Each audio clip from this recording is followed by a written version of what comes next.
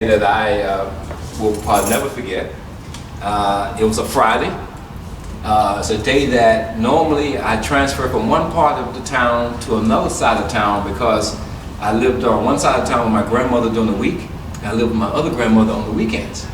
On Fridays, one of our church members was assigned with taking me from one side of town to the other. Every Friday, I would get a ride with her. This particular Friday, we had just come in from physical education, and something unusual happened. We got back to the classroom.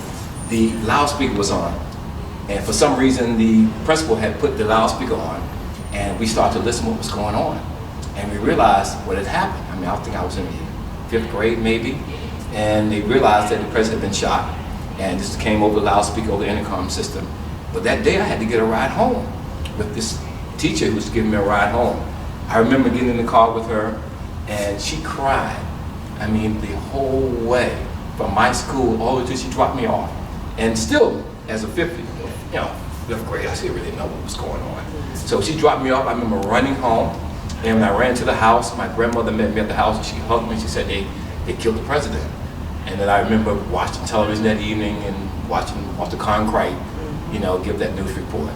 So that was a day I'll never forget. It was on a Friday, November 22nd, wow.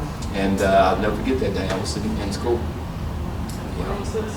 I was in Durham, North Carolina, at East End Elementary School in Durham, North Carolina. Yeah. Where were you November 22nd, 1963? Wow, I'll never forget it. I know the exact time and place. In Atlanta, Georgia, in my high school gym class, sitting on the bleachers. And we all pretty much burst out in tears. Why were you so emotional?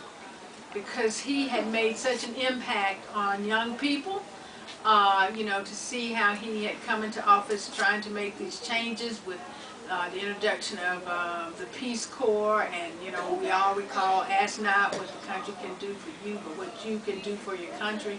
I mean, we were just moving in a positive light. We were also looking at what he was doing as an African American to move civil rights forward. And so he was just, somebody that we'll never forget. Extraordinary president.